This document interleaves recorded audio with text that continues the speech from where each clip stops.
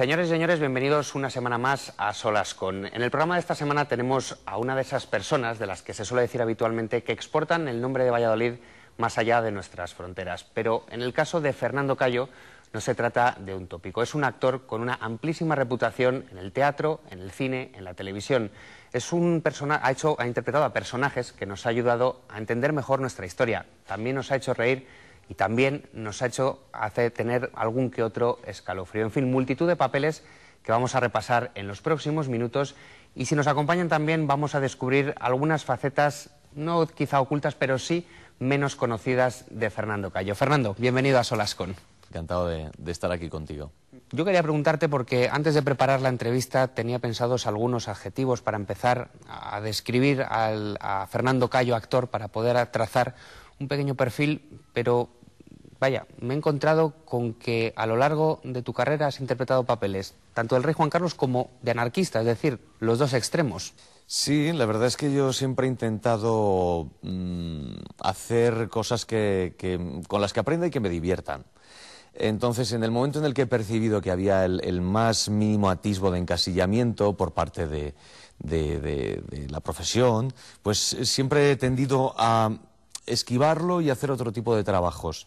En fin, por eso lo más que he podido incidir en un papel ha sido en el de Juan Carlos I, pero que eran tres producciones distintas en las que participé y eran, digamos, que ópticas distintas del mismo personaje, ¿no?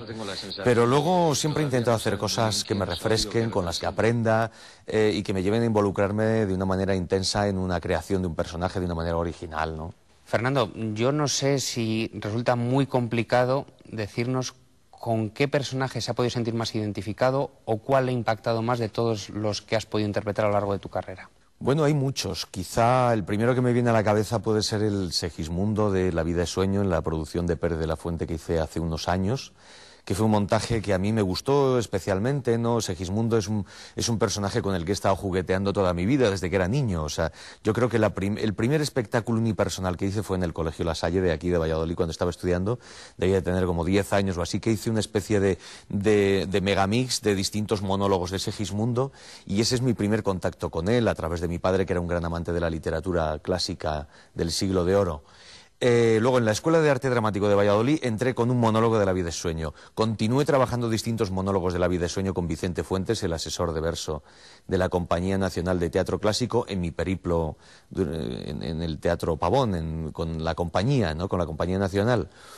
Así que cuando llegué a Segismundo prácticamente me sabía todo el papel, y era como un papel que me salió de una forma muy orgánica, muy de dentro, muy natural, y que me encantó, me encantó. Ahora mismo estoy encantado con el personaje de George, que interpreto en De ratones y hombres, esta producción de Concha Busto dirigida por Miguel del Arco, que ha sido pues el éxito de esta temporada y que a mí me ha reportado una sorpresa, primero porque no sabía que este personaje iba a ser tan bonito. O sea, sí que sabía que era un protagonista muy lindo, junto con Lenny, ¿no?, el otro protagonista de la función. Este George es un personaje muy generoso que digamos, me lleva a estudiar una parte que hacía tiempo que no estaba transitando, que es el de la generosidad, la amistad, en escena, quiero decir, ¿no?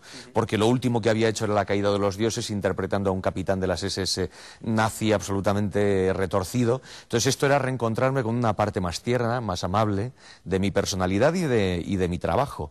Y me ha reportado una emoción y un contacto con los espectadores y con los compañeros de escena muy emocionante y muy bonita. Entonces, no sé, también te podría hablar de los trabajos que hago a nivel personal, como La terapia definitiva, este espectáculo mío basado en un texto de Jacopo Fo, con el que estaré aquí en este maravilloso Teatro Zorrilla de Valladolid el 19 y 20 de abril.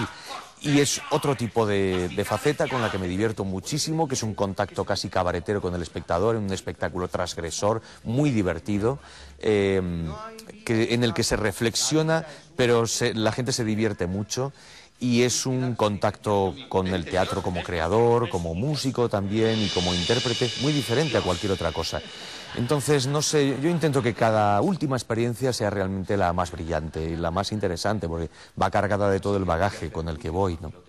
Hablando del presente, nos decía ese papel protagonista de Ratones y Hombres, que además de ser reconocido por el público, también lo está siendo por la crítica. De ahí la recién denominación en los premios Max. Pues el hecho de haber sido reconocido por los lectores del país como mejor actor teatral desde 2012, eso ha sido muy ilusionante, porque además ha sido una votación popular. Es una de las cosas que más ilusión me ha hecho, aunque no lleve no lleve asociado un premio o una recompensa de ningún tipo, ¿no?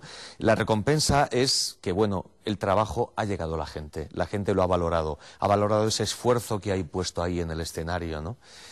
Y bueno, este tipo de cosas pues te dan mucha ilusión, sobre todo en este momento, ¿no?, en el que las cosas están muy difíciles para todo el mundo y especialmente para el mundo de la cultura y especialmente para el mundo teatral, ¿no?, con todo este tipo de impuestos con los que nos están saturando últimamente, ¿no?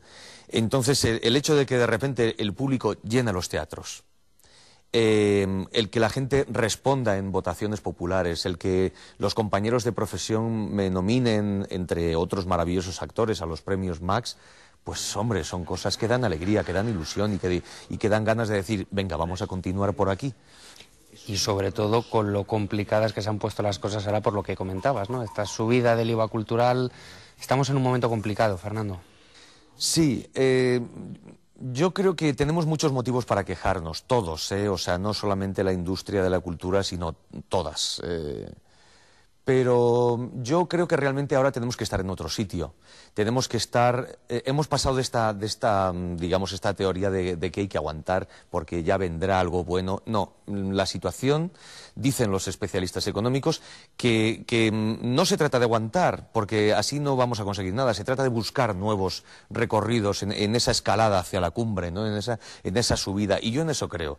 Yo creo que ya nos hemos quejado, pero a partir de ahora tenemos que intentar, bueno, eso sí, que el gobierno por lo menos no nos lo ponga difícil, ¿no? Ya no estoy hablando ni de subvenciones ni nada. Yo lo único que quiero es que no me pongan la zancadilla, que me dejen trabajar, que me abran los espacios públicos y que los espacios privados, como este maravilloso Teatro Zorrilla, estén a disposición de los artistas y de los ciudadanos.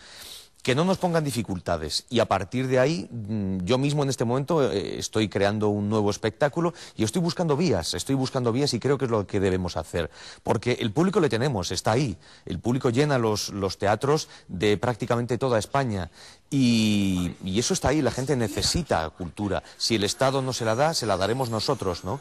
Lo que pasa es que, bueno, estamos en un periodo de adaptación en el que tenemos que encontrar las maneras viables, las vías económicas viables para hacer sostenible esta industria. Tendréis que seguir ese lema de o nos reinventamos o morimos.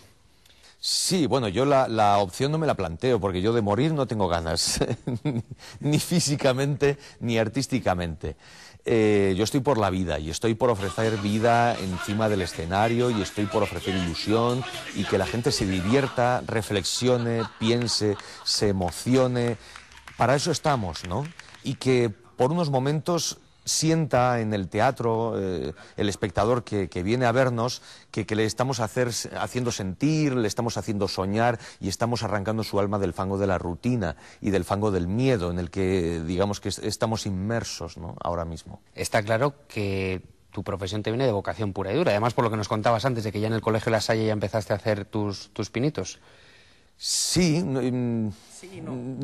que no me lo he planteado, o sea, dice sí es vocacional, desde luego, es que ya no es vocacional. Para mí mi trabajo, que además es que son muchos, o sea, yo produzco espectáculos, no solamente interpreto. Hago series en televisión o películas. Yo produzco espectáculos en los que hago la música, en los que escribo, en los que colaboro en la iluminación. Para mí, mi mundo es la creatividad, pero para mí eso no es una vocación, es una necesidad de cualquier ser humano. Lo único que en mí quizá es más perentoria o quizá, bueno, la he abierto más, ayudado por mis padres, por mi madre, que era una gran amante del arte desde pequeño, y por mi padre, y porque encontré en el colegio en el que me eduqué pues las vías adecuadas para desarrollar mis inquietudes artísticas y creativas, pero para mí es una necesidad más que una vocación. Fernando, ¿podemos hablar que tu primer gran papel pudo llegar en Manos a la obra? O quizá empezó la gente a asociar el nombre, a decir, vaya, si este actor es de Valladolid. Sí, hombre, es el más mediático, la televisión es lo que te da digamos que una cercanía con la gente que no te lo da ningún otro medio, ¿no? Yo ya había empezado a hacer mucho teatro, había estado trabajando con Juan Antonio Quintana, sobre estas mismas tablas. He ensayado y he representado obras con Juan Antonio Quintana. Aquí estuve con El Barbero de Sevilla interpretando el Fígaro de esa función en un espectáculo de Producciones Rayuela. Pero efectivamente, bueno, digamos que antes de Manos a la Obra hubo una lucha por sobrevivir llevando a cabo este trabajo, haciendo pues en muchos momentos 8 y 9 espectáculos al mismo tiempo, porque ninguno de ellos me daba los bolos suficientes como para vivir, entonces tenía que hacer tragedia griega. Estuve haciendo Vacantes de Eurípides, un espectáculo nuestro de comedia del arte. Trabajaba en bares haciendo animaciones y espectáculos de humor. Estuve con Ángel Gutiérrez de Madrid haciendo Lope de Vega, el maestro de danzar, recitales de poesía, en fin. Lo que me dio Manos a la Obra fue pues la posibilidad de ubicarme en esta profesión de una manera más tranquila. Y estuve allí 3 años trabajando y me dio también la posibilidad durante esos 3 años de seguir haciendo teatro, por supuesto, de conectar de manera primigenia ya con la Compañía Nacional de Teatro Clásico, que fue un periodo muy largo de mi vida, y de hacer mi primer espectáculo en solitario, que fue Salvaje, que me ayudó Leo Bassi a hacerlo, y que lo pude hacer porque tenía un poco, pues, digamos que las espaldas cubiertas por Manos a la Obra. Y ahora mismo la gente me sigue recordando por Manos a la Obra, y a mí me encanta, que hay muchos actores que dicen, ya, pero es que me fastidia que me recuerden por cosas. Pero es lo que te iba a preguntar, precisamente. En absoluto. O sea, la asociación de ideas de persona-personaje. Yo encantado, obviamente, yo distingo 2 cosas, o sea, si me veo como crítico de mi trabajo, evidentemente es mi primer trabajo en televisión, desde entonces creo que he aprendido mucho, etcétera, etcétera, pero vamos, el que la gente me recuerde por ese trabajo me parece estupendo. Era una comedia absolutamente desvergonzada, muy española, muy absurda, y la gente la recuerda, la sigue viendo, y digamos que esos son los trabajos que han regocijado, han dado luz, alegría a mucha gente durante muchos años. ¿Cómo voy a rechazarlo? Yo encantado. Además, hace poco estuve con José Antonio Escrivá, el director de Manos a la Obra en Valencia, que estuve allí haciendo mi espectáculo. Y, en fin, son cosas que me marcaron, que marcan toda mi vida, ¿no? Y pasamos de registros como el humor en Manos a la Obra al casi terror, entre comillas, psicológico del orfanato, de trabajar con Bayona. ¿Qué recuerdas de ese papel, de esa película? Bueno, el trabajo con Bayona fue maravilloso. Primero, el poder estar en una gran producción que fue nominada a los Oscar, que fue un taquillazo gigantesco en España. El estar trabajando con una actriz tan mediática como Belén Rueda, en un buen guión. Bayona es uno de los grandes creadores del cine actual a nivel internacional, ¿no? No hay más que ver la maravilla que ha hecho con Lo Imposible, y dará mucho más que hablar en el futuro. Pero El Orfanato pues fue además una experiencia muy profunda y muy intensa. O sea, no solamente fue un blockbuster, una película para vender o para hacer taquilla, no. Tuvimos un proceso de ensayos de 2 meses muy intenso, creando esa relación de pareja entre el personaje de Belén y el mío, ese matrimonio, la relación con el hijo, investigando un poco lo que es el mundo de las personas que viven con un desaparecido en su familia, ¿no? ¿Qué ocurre cuando desaparece alguien cercano a ti? Todo eso lo estuvimos investigando profundamente para que luego el resultado sea una cosa profunda y con enjundia, ¿no? No todo lo comercial es superficial. A uno le tiene que entrar congoja al leerse el guión, ¿no?, de esa película, por digamos, la profundidad psicológica que pueden llegar a tener los personajes, que es en parte con lo que puede jugar la película. Sí, hombre, es algo progresivo. Los guiones de cine y de televisión no son fáciles de leer a priori. Tú cuando lees una novela, pues te llega, ¿no? Te llega la historia, pero no, los guiones están llenos de notas técnicas en muchos casos. Entonces, hasta una segunda, tercera o cuarta lectura no empiezas a captar la auténtica dimensión de eso. Pero enseguida, después de ese primer contacto, de esas primeras lecturas, yo me di cuenta de que lo que teníamos entre manos era una película de un altísimo nivel y que estábamos trabajando con un equipo grande, además respaldados por Guillermo del Toro, por Rodar y Rodar, que era una productora importante de Cataluña, por Telecinco y en fin, con un equipo que hace las cosas como se deben hacer, ¿no? Una película que se tardó mucho tiempo en preparar y que se hizo concienzudamente a todos los niveles. Y altísimo nivel, que luego encima lo respalda también. Volvemos a hablar otra vez de premios. Te nominan para por ese papel para los Screen Awards en Estados Unidos, compartiendo nominaciones con nada menos que Johnny Depp, que ahí es nada. Sí, esos son pues regalos que te encuentras de vez en cuando, que quizá, bueno, no llegaron de una manera mediática a España, pero que a mí me agradaron mucho.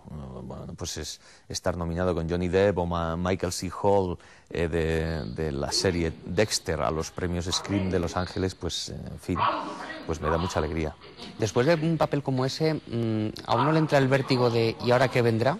¿A uno se siente como que empieza a estar en un nivel alto y qué puede venir después, si va a mantener ese mismo nivel? ¿O ese vértigo no se piensa? No, yo no he tenido esas inquietudes de decir, bueno, ¿y ahora qué? Porque para mí esto es un fluir. O sea, yo siempre he tenido claro que toda mi vida, en principio, si no hay ningún problema, toco madera, me iba a seguir dedicando a esto. Entonces me daba igual. Yo lo que he intentado siempre es estar en el fluir de mi vida y en el fluir de las circunstancias. Entonces, bueno, hay muchas veces que he elegido los papeles, pero yo creo que casi siempre me han elegido ellos a mí. O sea, me he ido encontrando las cosas. Terminaba un trabajo y enseguida me ofrecían algo con lo que he enlazado. Si no tenía en ese momento nada, pues era justo el hueco que necesitaba para una producción propia. En fin, las cosas han ido enlazando de una manera muy fluida. Y no he tenido ese vértigo, pero sí que desde luego... Pues sí, El Orfanato marca un punto en el que, bueno, hay mucha gente que me empieza a conocer por eso. Igual que La Señora, por ejemplo, de las producciones de televisión últimas que he hecho, ha sido quizá también un punto que ha llegado a otro tipo de público. Mi trabajo, con un personaje además carismático que llegaba de otra manera, ¿no? A personajes dramáticos o violentos que he tenido en otras producciones. Y sí ha habido cosas interesantes, pero entre medias ha habido cosas que no han tenido mucha repercusión mediática, como la serie Punta Escarlata, de la que yo estoy muy satisfecho por el producto general y por mi trabajo ahí, ¿no? Y la satisfacción que me produce no es menor porque no haya sido mediática, ¿no? O el participar en la película de Almodóvar, pues bueno, de repente es mediático y es estupendo, ¿no? Pero hay cosas menos mediáticas que también me han dado mucha satisfacción. Entonces, ¿es injusto el baremo del impacto? No, es que son distintos baremos. O sea, si valoras el impacto mediático, pues hay ciertas cosas. Si valoras el impacto artístico, pues no sé, a mí trabajar con Ridley Scott este verano en The Counselor, pues ha sido una satisfacción. Lo que pasa es que, claro, es un trabajo pequeñito, ¿no? Al lado... o hacía poco había hecho una película independiente, Casi Inocentes, una película que está haciendo su gira por festivales, que ha sido un protagonista absoluto en una película que me ha requerido un esfuerzo profesional, artístico, emocional muy grande, y que estoy muy satisfecho del trabajo, y no está mediático. Pero como recorrido personal, yo primero me quedo con las vivencias del set. Para mí eso es lo primero. O sea, lo que yo viva ensayando o trabajando en el escenario o con los ensayos que tenga en la película, en la serie de televisión o ya en el rodaje. Yo me quedo con eso. Luego, la repercusión mediática no está en mis manos, exactamente, no está en nuestras manos. Estamos un poco determinados por un montón de factores. Entonces yo intento disfrutar el ahora. Y luego lo que venga después, pues viene después y agradecido será, pero son cosas distintas. Fernando, ahora que nos has hablado de directores, Bayona, Almodóvar, qué diferentes son, ¿no? ¿Qué se aprende de directores como Bayona o Almodóvar? Bueno, yo siempre he tenido el ojo puesto en qué es lo que podía aprender de todo el mundo, por el hecho de disfrutar de la vida, que creo que es una buena óptica para disfrutar de la vida, el estar siempre con la cosa de aprender algo, ¿no?, de las personas. Sino porque yo, tanto en producciones propias como... siempre he tenido la idea de dirigir. Primero porque me he dirigido a mí mismo haciendo mis espectáculos, he dirigido espectáculos, y bueno, yo quería saber en qué estaba el truco. Y entonces de ellos he aprendido, de todos, o sea, de Almodóvar, realmente yo valoro sobre todo, o sea, el talento, pero sobre todo la capacidad para desarrollarse como personalidad artística, que me parece muy complejo, ¿no? ¿Es tan peculiar como aparece en su imagen pública? ¿O no simplemente... tiene nada que ver con lo que yo conocía de Pedro Almodóvar. Yo he conocido un Pedro Almodóvar, un tipo maravilloso, tranquilo, calmado. Estuve trabajando con él y con Antonio Banderas ensayando y fue delicioso, exquisito, muy preciso, muy detallista, respetuoso. Quizá hay una imagen como más frívola o más dictatorial a veces en los medios de comunicación que no tiene nada que ver, por lo menos con el que yo he conocido. Bayona es un tipo absolutamente detallista, cuidadoso con todo lo que hace, prepara las películas con una profundidad y con un cariño tremendo y vive el rodaje en sí con una emocionalidad muy a flor de piel. Y de eso he aprendido. Y de un gran maestro como Ridley Scott, pues que he podido aprender el que los grandes creadores dejan mucha libertad. Y es algo que yo siempre he visto con los grandes maestros, ¿no? Que te dejan mucha libertad. Entonces, según vas aprendiendo, vas teniendo experiencia, cuando te encuentras con directores que marcan mucho, que te marcan mucho lo que tienes que hacer, ahí malo. Los grandes creadores dejan libertad y aprovechan la creatividad ajena para crear un gran hecho creativo, comunal, comunitario, ¿no? Esa es la gran habilidad de los grandes creadores, de los grandes maestros, o como Itziar Bollaín, que para mí es una directora maravillosa. Son gente que deja mucha libertad, que cree en el actor y en su espíritu creativo, o como Miguel del Arco en De ratones y hombres. Los grandes creadores dejan libertad, dejan fluir a los artistas, a los actores, a los bailarines, les dan, digamos que campo para que ellos se desarrollen, reconducen, estructuran, colocan, miden, pero dejan volar. Yo me guardaba en el tintero una pregunta sobre un gran actor, que nos la acabas de mencionar también hace unos minutos, sobre Juan Antonio Quintana. ¿Qué se aprende de Quintana? Bueno, de Juan Antonio Quintana yo aprendí a amar el teatro profesional. Fue mi primer maestro profesional, digamos. Yo estaba en primero de la Escuela Provincial de Teatro en Valladolid y en primero empecé a trabajar con él en Romeo y Julieta. Y él me enseñó a vivir el teatro y a amar el teatro de una manera profesional, a montar escenarios, a cómo había que relacionarse con los técnicos, a cómo había que llegar a un teatro, cómo había que estar en un escenario desde que entrabas al teatro, desde que salías, cómo había que actuar, la responsabilidad de estar, y bueno, me dio la oportunidad de viajar por toda España haciendo teatro por primera vez. O sea, yo empecé a amar el teatro realmente como profesional con Juan Antonio Quintana. Así que le estaré eternamente agradecido, por supuesto. Y compartís además varias cosas, entre ellas que los dos habéis sido premio de teatro de la provincia de Valladolid en el año 1994. Y vaya, parece que leyendo el palmarés se da siempre a actores realmente consagrados, veteranos, a partir de una cierta edad. Y a ti te lo dieron en 2007 con 39 años tenías, ¿no? Sí, no me acuerdo, pero vamos, sí. La verdad es que Valladolid se ha portado muy bien conmigo y Diputación de Valladolid, pues no sé, pues me hizo este regalo que yo agradezco enormemente. Además, compartido con a lo largo de los años gente como Juan Antonio Quintana o Gutiérrez Cava o tantos y tantos eminentes actores y actrices y artistas vallisoletanos. Sí, esto para mí estas cosas me dan ilusiones, igual que el primer premio que recibí por mi primera película, por Shaggy Carmine en el año 99, el del Festival de Toulouse. Para mí, más que el premio en sí, decir, oh, me han dado un premio, más que inflarme el ego, lo que me dio fue la ilusión de decir, oye, no voy mal, parece que voy bien encaminado. Ha habido un jurado de gente profesional del cine que considera que mi trabajo va por buen camino. Y me da ilusión, me da fuerza para seguir trabajando tal y como lo hago. Y este premio de Diputación pues es maravilloso. Además, ya te digo, todo está vinculado. Este teatro de Diputación, aunque está gestionado por Cornejo, muy bien gestionado, además, de manera privada, pero es un teatro de Diputación. Creo que es importante, o sea, el que Diputación de Valladolid, el que Ayuntamiento apoyen, estén por la cultura, abran los espacios, generen buenas dinámicas de trabajo como hay en el Calderón de Valladolid. En fin, eso es importante, ¿no? Sobre tu papel del rey Juan Carlos, ¿hace falta alguna preparación específica? Porque siempre hay muchos imitadores de voz, pero, en fin, hay que verse muchos discursos de Navidad, hay que, en fin, hacer alguna preparación específica, porque sabes que muchas miradas siempre están puestas en quién hace del rey Juan Carlos. Sí, bueno, yo gracias a Dios me libré de la quema, porque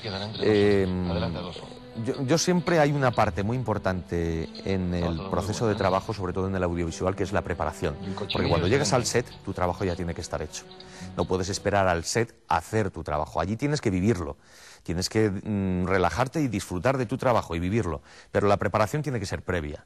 Y es intensa, siempre. En el caso de Juan Carlos, obviamente, pues hubo que analizar material fotográfico, literario, videográfico, etcétera. Pero yo no traté de hacer una imitación y yo creo que ahí está la clave un poco de la buena acogida que que han tenido mis trabajos como Rey Juan Carlos. Yo creo en una cosa que me dijo un maestro, que es que hay que dejar siempre un porcentaje de creación al espectador. Si tú se lo das todo hecho, el espectador no hace nada.